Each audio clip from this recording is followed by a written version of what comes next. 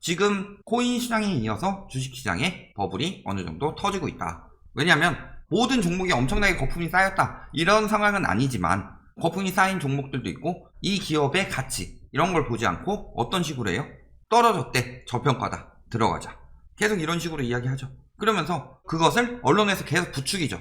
그러니까 동학개미들 중에서 처음으로 신규로 들어오는 개인 투자자들이 많이 물리더라, 이런 상황이 되는 거죠. 삼성전자 무조건 10만 전자 간다, 12만 전자 간다 이런 이야기 했었고, 테슬라 무조건 1000슬라 간다, 비트코인 무조건 1억 비트 간다 이야기 했었는데 무너지고 있죠. 삼성전자 어때요? 85,000원, 테슬라 625달러, 비트코인은 이미 4천만원대 초반에서 횡보 중이다. 우리나라 동학개미들 뭐에 많이 물렸어요? 대형주들에. LG화학 엄청 떨어졌죠. 10만 전자 간다는 삼성전자, 그 다음에 현대차 이런 것들에 많이 물렸더라. 삼성전자나 현대차, LG화학 얘네는 절대 손해 안 본다. 유동성이 많이 풀렸기 때문에 그만큼 화폐 가치가 떨어지니까 주식은 무조건 오른다. 근데 삼성전자나 현대차, LG화학 같이 튼튼한 기업은 무조건 안 떨어진다, 이런 식으로 이야기했는데 금리 인상 이야기 나오기 전부터 계속 떨어졌죠. 왜? 급격히 거품이 쌓였으니까. 국고채 금리 계속 올라가고 있대요. 시중 인플레이션이 살아나니까 올라가는 거죠. 국고채 금리가 급격히 오르는 경우 두 가지죠. 채권 가격이 급격히 떨어지던가 경제가 살아나든가. 전반적으로 쭉쭉 오르고 있다. 특히 많이 다루는 국고채 10년 계속 오르고 있죠. 채권 금리가 계속 오른다는 것 자체가 금리 인상에 압박이 있다. 물론 그 전에 코로나 터지고 나서 쭉 올랐던 거에 비하면 부족하지만 꽤나 빠르게 오르고 있다. 금리 인상이 하반기에서 11월이라고 이야기가 나왔죠. 영국에서. 중국 다음으로 빨리 통화 긴축을 할 것이다. 왜? 일단 여기 나라들 보면 이렇죠. 전망치가 이렇게 되는데 왜 그래요? 우리나라는 아시아 중에서 코로나 극복을 굉장히 잘한 나라죠. 어디서 퍼졌어요? 중국에서. 여기 중국이 있고요. 여기 우리나라 있고 여기 일본 있죠. 그랬을 때 여기서 코로나가 퍼져서 아시아권으로 빨리 퍼지고 그 다음에 뭐 미국 이런 데로 많이 퍼졌는데 지금도 보면은 뭐 인도 같은데 죽어나고 있죠. 우리나라는 극복 굉장히 잘했죠. 방역도 굉장히 잘한 편이고. 그래서 다른 나라 폭망할 때 우리나라는 위험하다 이 정도로 끝났었죠. 그러니까 우리나라가 지금 다른 나라들보다 경제 성장률이 낮게 측정이 된다. 왜? 그만큼 기저효과가 덜하니까. 그런데 여긴 이미 망했고 올림픽도 개최 못한다 이런 이야기 나오고 있고, 여긴 어때요? 검사 대충 해놓고서 확진자 얼마 안 나온다 뭐 이런 식으로 조작하거나 뭐 이런 게 가능한데 우리나라는 그거 안 되죠. 근데 우리나라가 굉장히 극복을 잘했더라. 그리고 중국은 이미 테이퍼링 들어갔죠. 우리나라도 그 다음으로 들어가는 나라가 될 것이다. 특히 지금 위안화 상승폭에 가장 영향을 많이 받으면서 같이 상승하고 있는 화폐가 우리나라 원화죠. 원화 가격 강해지고 있으니까 금리 인상 더 빨라질 것이다. 거기다가 주식 같은 경우 지금 세금 계속 붙고 있습니다. 40년 전 세법이래요. 코스피 증권거래세에는 농특세가 포함이 돼서 거래세율 중 0.15%가 농특세다. 21, 22년에서도 농특세, 23년에도 농특세 이런 식으로 이야기하면서 거래세 뭐 폐지한다고 그랬는데 농특세는 계속 걷는 거 아니냐. 그러니까 양도세도 하지 말아라. 자꾸 이런 여론 만들려고 하는 거죠. 그런데 사실 소득에 대해서 과세하는 것은 자본주의의 기본입니다. 그리고 근로소득보다 불로소득에 더 많이 과세해야지 그 사회가 건전하게 돌아갈 수 있죠. 근로소득에 더 많은 세금을 부과하게 되면 노동의욕 떨어지고 국가 경쟁력도 굉장히 떨어질 것이다. 그런데 거래세보다 양도세를 더 부과하는 것은 원체 당연한 일이죠. 거래세가 센 거보다 양도세가 세서 소득을 많이 환수해야 되는 게 맞는 거죠. 부동산도 아니고 여러 주식 가지고 있다고 해서 문제 되는 것도 아니고 그런 상황이기 때문에 주식시장 활성화를 위해서 농특세도 폐지해라, 거래세도 폐지하고 양도세도 폐지하고 다 폐지해라. 천민자본주의죠.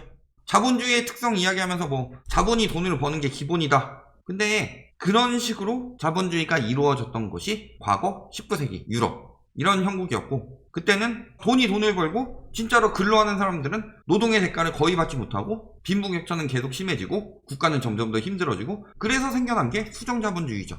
그런데 아직도 부동산에 왜 이렇게 세금 매기냐, 주식에 왜 이렇게 세금 매기냐, 징벌적 세금이다, 뭐 공산주의냐 이야기하고 있는데 그런 사람들이 오히려 천민자본주의에 빠져 있는 거다. 공산주의가 아니라 이것이 수정자본주의인 거고, 지금 세계적으로 점점 더 큰 정부를 지향하고 있어요. 과거에 큰 정부였다가 망하고 나서 작은 정부 가고, 가격만 이렇게 있는 게 아니라 양극화가 심해지면 큰 정부 들어가는 거고, 큰 정부의 폐해가 너무 심해지면 작은 정부 들어가는 거고 세계 추세가 그렇다. 그리고 지금은 세계적으로 큰 정부가 되어가는 추세죠. 그런데도 아직도 그 천민 자본주의 들고 와서 나라가 뭐 사람들 다 죽인다 이런 식으로 이야기하고 있는데 그럴 상황 아니죠. 최근에는 스펙이 판을 칩니다. 스펙 광풍이라고 하죠. 뭐 상한가 행진. 스펙이니까 그냥 산다. 스펙이 뭐예요? 설립해서 공개하고 상장한 다음에 합병해서 재상장하고 이런 식으로 들어가는 거죠. 인수 목적 회사다. 인수합병을 전문적으로 하는 그런 기업들을 스펙이라고 하죠. 근데 왜 스펙이 뜨는 거예요? 그만큼 인수합병이 잘 된다는 얘기죠. 인수합병이 왜 이루어져요? 잘 나가고 있는데 갑자기 그 회사를 인수합병 하겠다고 하면은 아이고 감사합니다 하고 인수합병 해줘요? 아니죠. 스펙이 판을 칠 때는 언제예요? 기업들이 전반적으로 위험해졌을 때 스펙이 판을 치게 되더라. 그래서 과거에 보면은 언제 스펙이 판을 쳤냐? 글로벌 금융위기 때 스펙이 판을 쳤죠. 금융위기가 다가올수록 쭉 올라갔다. 그리고 쭉 빠졌죠. 그 다음에 유로존 터지고 이런 형식으로 들어갔죠. 미국도 스펙이 판을 치고 있다. 그런데 지금 버티고 있는 거 뭐예요? 예를 들어서 기업이 매출이 1000억이고 여기서 이자로 빠져나가는 게 한 200억이고 그 다음에 지출이 300억 정도 되고 세금이 100억 정도 된다. 그러면은 순이익은 400억이죠. 그런데 여기서 갑자기 매출이 반토막이 났어요. 그러니까 지출도 한 200억 정도 되겠죠. 좀 줄겠죠. 그랬을 때 순이익이 없죠. 그럼 기업이 못 버티는 거예요. 여기서 금리를 낮춰서 이자를 한 50억만 내게 해준다. 그러면 순이익이 한 150억은 나오니까 버틸 수 있게 되는 거죠. 즉 상황은 더 안 좋아졌는데 이자 낮춰서 버티고 있는 거죠. 그래서 좀비 기업들은 잔뜩 나와요. 그럴 때 경제 위기 때 바로 기업들이 우수수 무너지냐? 그거는 예상치 못한 경제 위기죠. 예를 들어서 IMF 같은 경우 아시아 쪽에서 갑자기 쭉 터졌죠. 일본, 대만 뭐 이런 데부터 해가지고 당시에 바젤 1 도입하면서. 그런데 지금 바젤 3 도입하고 있는 상황이고 지금 같은 경우는 그 이후에는 갑자기 기업들이 무너졌냐? 안 무너졌죠. 버티고 그 이후에 무너진다. 왜? 당시에 겪어봤으니까. 아 저렇게 한꺼번에 무너지면 경제가 망하는구나. 그러면은 어떻게 해야 되겠다? 일본 부동산 사례도 보고 글로벌 금융위기 때 봤더니 돈을 엄청 풀면 되더라. 돈 풀고 금리 낮추면 되더라. 그래서 일단 버티고 그 다음에 경제가 어느 정도 살아났을 때 왜냐면 당시에 좀비 기업이 무너져 버리면은 연관된 기업들이 같이 무너지면서 견실한 기업도 같이 무너질 수 있죠. 그런 상황이기에 일단은 버티게 만들고 경제 상황이 좋아졌을 때 이제 회수 들어가기 시작하면 좀비 기업들은 그때 무너지는 거고 건실한 기업들은 경제가 괜찮아졌으니까 다른 상대 찾아서 피해를 상대적으로 덜 받고 버틸 수 있게 된다. 그런 식으로 진행이 되는 거죠. 코로나는 이번에 굉장히 위기가 길게 가고 있어요. 그런데 올해부터는 거의 회복세에 들어갔다고 보이죠. 거의 회복세에 들어갔을 때 엄청나게 많이 무너질 수 있다. 그렇게 무너진 뒤에 나오는 것은 뭐다? 침체다. 주식시장도 부동산 시장도 마찬가지가 될 수 있다는 거죠. 이런 와중에서도 맨날 이런 이야기 해요. 뭐 대출 활용해서 자산 증식할 수 있는 사람들 고소득자일수록 유리하다. 당연한 얘기 아니에요. 고소득자가 대출을 하기 불리한 그런 곳이 있나요? 자산 증식 고소득자일수록 유리하니까 너네는 허리띠 졸라 매고 최대한 대출 많이 받고 최대한 소비 줄여서 자산시장을 사라. 이런 식으로 뭐 이야기하는 그런 느낌이죠. 그런데 뭐라 그래요? 저소득층에 대한 대출을 확대가 소득 계층 간 부의 차이를 좁혀주거나 차이가 빠르게 확대되는 것을 억제하는 기능을 수행. 웃기지도 않는 소리 하지 말고 고소득자가 그만큼 많은 자본을 활용해 봤기 때문에 지금 같은 투기 광풍이 불고 있는 시기에는 초보들이 고수들한테 많이 뺏기는 상황이죠. 이거는 부동산 시장도 마찬가지고 주식 시장도 마찬가지죠. 그런데 보통 초보들이 왜 초보가 되느냐? 돈이 없어서 초보가 되죠. 투자를 해보고 싶지 않은 사람이 누가 있느냐? 그런데 생활비 내고 이자 갚고 뭐 이런 거 하다 보니까 투자할 돈이 없어요. 그러니까 못하는 거죠. 대부분은. 그런데 이들한테 대출해서 투자하도록 만들어라 라고 하면 무슨 일이 일어나요? 저들은 투자 방법 잘 몰라서 휘둘리다 돈 다 뺏기는 거고 그 수익은 대부분 어디로 돌아가요? 증권사. 휘둘리다 다 저들한테 뺏기는 거예요. 대출을 통해서 투자를 늘린다 이게 아니라 비정상적인 투자 수익 줄이고 그것을 어떻게 해야 된다? 근로소득으로 더 많이 분배할 수 있는 그런 정책을 사용해야지. 대출 풀어주라 해가지고 가장 실패한 정책 초이노믹스죠. 대출 풀어줘가지고 차익 보게 만들어라 했더니 비정상적인 부동산값 만들었다. 시작이 초이노믹스였죠. 대출을 풀어줘서 경제를 살리는 거 가장 안 좋은 방법이에요. 국가에서 돈을 푸는 것보다 더 안 좋은 방법이다. 왜? 진짜로 파산 갈 정도로 엄청나게 풀지 않으면 어찌어찌 버틸 수 있는데 개인은 어때요? 은행에서 개인을 봐주던가요? 개인들 우수수 무너질 때가 진정한 경제 위기가 오는 거죠. 리먼 때 일본 부동산 버블 때 다 똑같은 거예요. 개인들 많이 무너졌었죠 그때.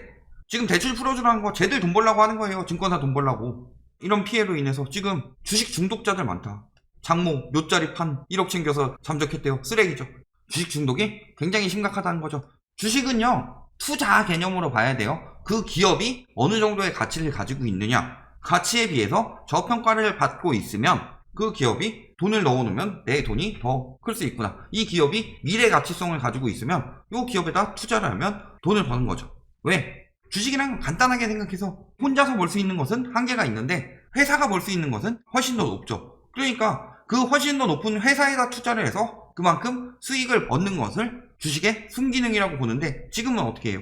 빨간색 뜨면 팔고 파란색 뜨면은 나는 장기 투자하려고 그랬어 이야기하면서 단타거래 엄청나게 늘고, 그게 주식 중독이에요. 도박처럼 한탕.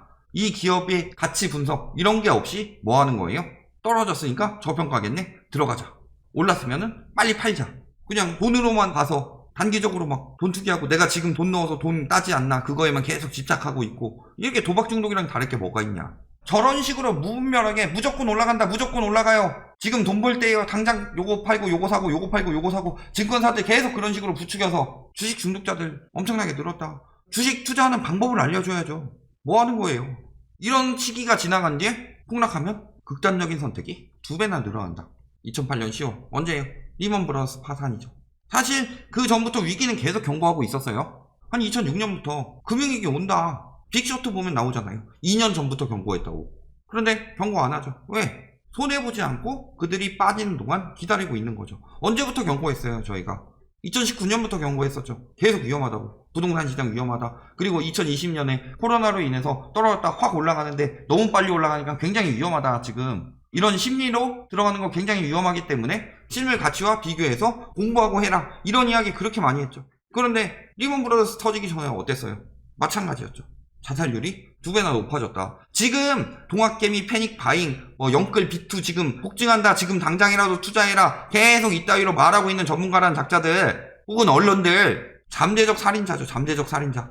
지들은 그렇게 해놓고서 그 돈 빨아먹어가지고 떵떵거리면서 살고, 그거를 자랑스럽게 이야기하면서 뭐 경제적 자유니 뭐니 이딴 이야기 하고 있는데 잠재적 살인자들이죠. 세계 각국에서 버블 붕괴 경고 나오고 있습니다. 제레미 그랜텀, 여러 사람들이 경고 많이 했죠. 워렌 버핏도 경고 많이 했었고, 그리고 어때요? 연준까지도 붕괴 경고하고 있죠. 자산시장 주가만 이야기하고 있는데 연준에서 부동산 거품도 굉장히 위험하다 이런 이야기 하고 있죠.